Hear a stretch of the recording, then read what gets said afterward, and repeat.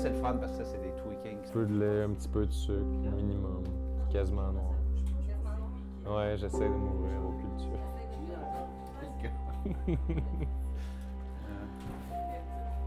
Dur à monter. C'est bon, les enfants? Mon nom, c'est Manu Lemire. Ma mission dans l'industrie du zéro limite, c'est d'aider le plus de gens possible à justement réaliser qu'ils n'ont aucune limite, que tout est possible, puis qu'avec de la confiance, il n'y a rien qui est impossible. J'étais à un moment de ma vie où j'avais pas un sou, pas aucune relation dans le domaine, aucun contact, ne serait-ce qu'une personne qui me dit « Ah, Manu, c'est vrai, ça a du sens ce que tu dis. » Il n'y en avait pas de ça.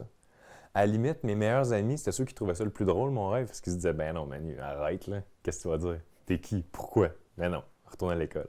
Tu vois le genre? Donc, ça a été vraiment une situation où est-ce que si tu cherchais l'espoir de façon concrète dans ton environnement, tu ne l'avais pas. Fait qu'il fallait que je trouve l'espoir en dedans, basé sur quoi? Sur le fait que si j'ai pas d'espoir, il me reste quoi? Il me reste ma vie actuelle avec ses conditions actuelles. Puis ça, c'était inimaginable pour moi que ça reste de même sur le long terme. Fait que tout ce qui me restait dans le fond, c'était un rêve. C'était vraiment ça que j'avais au début. J'avais pas... en fait, c'est carrément, il fallait que je m'endette. Mais je me suis dit, c'est un investissement. Ça sert à quoi de se dire... C'est comme si jamais en ce moment, j'ai pas besoin, disons, d'une Ferrari. Okay? J'ai déjà une auto, j'ai pas besoin d'une Ferrari. Mais tu me dis, Manu, je t'avais 1000 $. Ben, je vais l'acheter parce que je sais très bien que je vais pouvoir la revendre beaucoup plus cher. T'sais. Fait que même si j'ai pas le 1000 $, je vais tout faire pour l'emprunter pour t'acheter la Ferrari. Fait que c'est le même principe avec l'académie. Je me suis dit, hey, j'ai vraiment pas cet argent-là.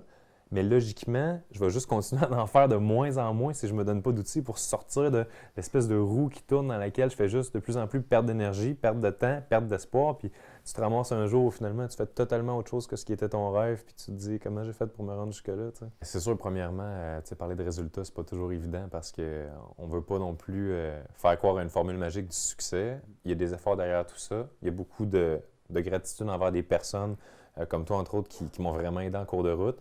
Mais en termes de résultats, j'ai eu la chance de passer de quelqu'un qui avait une page Facebook, disons, avec 600 personnes sur laquelle je publiais des articles de temps en temps pour essayer d'inspirer les gens, à une communauté de plus de 50 000 personnes en à peine un an.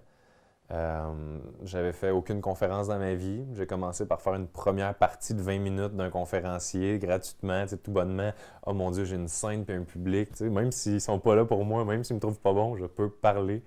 Puis de ça, s'en est suivi. Aujourd'hui, je suis rendu à plus de 50 conférences en un an dans des écoles, des grosses institutions, grand public aussi, des salles Inspire-toi à 600 personnes, des choses comme ça. C'est vraiment incroyable. La tournée de conférences en Europe, j'étais déjà allé en Europe, mais pour les loisirs à 18 ans, puis jamais j'aurais cru y retourner 7 ans plus tard pour dire je m'en veux vivre mon rêve à l'étranger. Je passe de pas conférencier à conférencier international en un an. Ça, pour moi, là, le feeling d'arriver là-bas et de dire sur ton passeport, là, tu coches pour business. C'est... Wow, ça a vraiment été tout qu'un feeling. C'est sûr, c'est touché parler d'argent. Je ne donnerai pas nécessairement de chiffres, mais la journée où j'ai fait mon salaire annuel x2 en 24 heures, j'ai compris qu'il y a de quoi qui se passait. Et surtout, à partir du moment où tu commences à faire de l'argent, tu commences à réaliser quoi? Que c'est possible d'en faire. Parce qu'on dirait que tant que tu es dans un cycle où tu te dis « Ah, j'ai peur de mes dépenses, j'ai peur d'investir, je me sens pauvre, je me sens pris, j'ai l'impression que chaque sou qui sort, c'est un sou que je donne difficilement parce qu'il va-tu vraiment revenir, ça vaut-tu la peine? » Tu sais, il y a un manque de confiance, mais à partir du moment où tu réalises que « Oh mon Dieu, j'ai fait des efforts, j'ai eu des résultats financiers », mais là, tu te rends compte que ça devient un cycle. Tu sais, tu reprends de ça, tu le réinvestis, tu refais d'autres projets, puis ainsi de suite. Puis ça devient juste de plus en plus facile d'ouvrir ton esprit à la possibilité que hey, je vais avoir dans la vie ce que je demande à la vie. C'est pas plus compliqué que ça. Au début, tu me demandais, Manu, qu'est-ce que tu veux faire? C'est quoi ton rôle exactement dans l'industrie du zéro limite? C'est quoi ton travail? Moi, dans le fond, j'essaie d'aider les autres parce que, tu sais, moi, je trouve que je suis une bonne personne, puis j'aimerais ça que, tu sais, on ait une grosse gang de bonnes personnes. Fait que, tu sais, je parle, puis j'aimerais ça que le monde comprenne mon message. C'est quoi ton message, Manu? C'est que c'est le fun, puis tu sais qu'il faut... Tu comprends ce que je veux dire? Fait que j'étais vraiment... un gars bien excité par son rêve, qui ne sait même pas en fait comment le définir, puis comment est-ce que tu veux te placer stratégiquement dans une industrie quand tu n'es même pas capable de dire ce que tu fais concrètement. Tu sais, c'est sûr que mes amis riaient de moi parce que je leur parlais de mon rêve. Dans le fond, je leur parlais de l'émotion que je ressentirais. Je ne savais même pas comment me rendre jusque-là.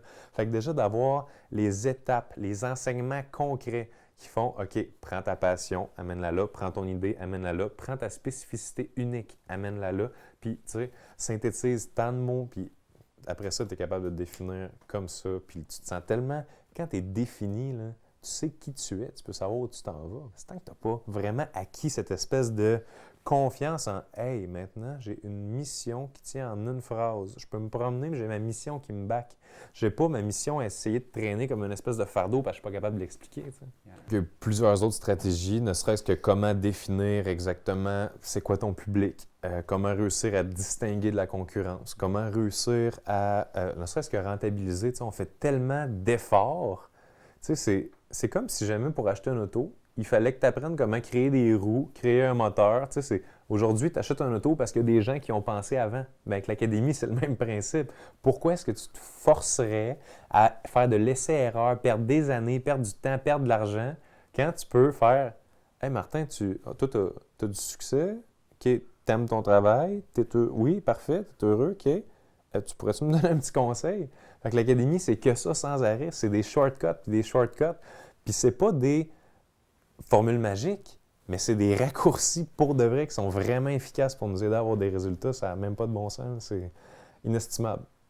C'est irréel pratiquement de se dire que tout ça, surtout en à peine 1 an, passer du fait que tu te présentes maladroitement en sachant pas trop qu'est-ce que tu fais, quitter, si tu es crédible, puis fait intéressant, je pense, et non négligeable à parler, c'est que depuis l'Académie, jamais je n'ai été porter un CV comme conférencier. Jamais je n'ai été supplier quelqu'un de m'engager, c'est les appels. Les appels, les courriels, on a entendu parler de vous, on vous a vu à tel événement, viendrez-vous parler de nos employés, puis ainsi de suite, ça fait un effet boule de neige. C'est juste de commencer avec la bonne stratégie de base, tu te construis, tu te lances, puis ensuite de ça, tout va comme sur des roulettes. Je dirais qu'il y a tellement d'avantages versus le seul inconvénient qui, pour certaines personnes, peuvent être l'engagement financier. Mais c'est comme de dire, tu sais, on veut habiter quelque part. OK, ben moi, j'aurais pas d'appartement, je vais vivre dans la rue parce que ça vaut pas la peine de payer un 400$ par mois. Tu sais, c'est comme ça que je vois ça. C'est comme une évidence.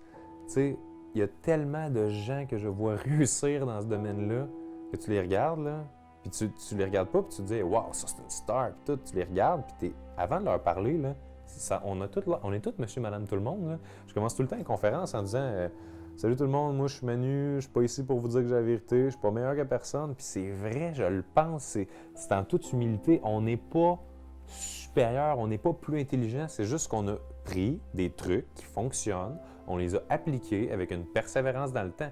Tu sais, ça ne prend pas un génie. Là. Si tu as un levier et tu mets une roche ici, l'autre bord, il va lever. C'est le même principe. Fait. Tout le monde est capable de le faire. Si tu doutes de toi, bien, probablement que les choses qui font que tu doutes de toi, ça doit venir d'expériences de vie difficiles qui vont te servir à créer des revenus plus tard. Fait. Tu sais, c'est juste, ça t'apprend à prendre tes faiblesses, les transformer en force, prendre tes forces, les faire shiner encore plus. Pas vraiment de côté perdant là-dessus quand tu vois ça de même. Là. Manu Lemire, merci de tout cœur. Ça m'a fait plaisir, Martin.